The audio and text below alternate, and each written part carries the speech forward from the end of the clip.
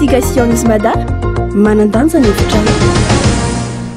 Ahoana ny hevitrao mahakasika ireo mpivarotra ranom-boankazo vita eo ny eo?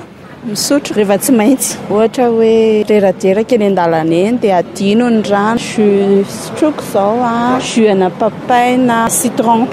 Mangateta dia tsy maintsy misotro rehefa izay misy. Ohatra hoe any Ivato izao fa ça dépend le mpivarotra misy ale izy. Tsy mbola nisotro ary tsy sotro an'ireny. Déjà ny zavatra rehefa fabriqueny olona ka tsy mandalo laboratoire dia tsy ho ara-dalana mihitsy zany ny taux ao anatin'ilay izy na ny siramamy zany na ny rano na izay composant hafa mety hitambatra aminy. Koa ny tsinaiko tsy dia tena mataty zavatra raha vao misy virus kely.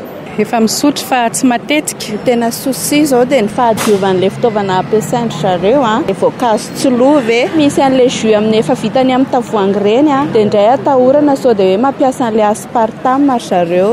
Isaka ny makena amin'ireny toerana ireny aloha tena misy fanahiana foana. Misy toerana izao tenen'olona mihitsy hoe efa tonga dia mamy mialoha ilay rano.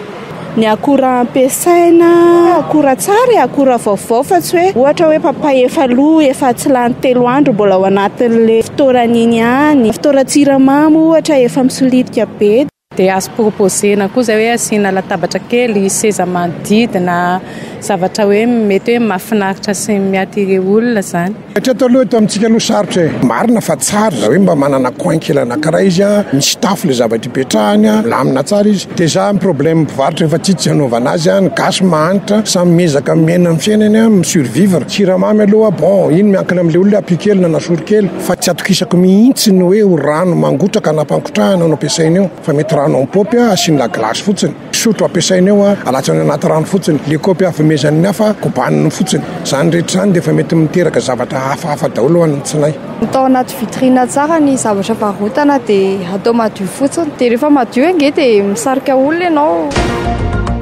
Investigation izy mada manandanja ny hevitrano.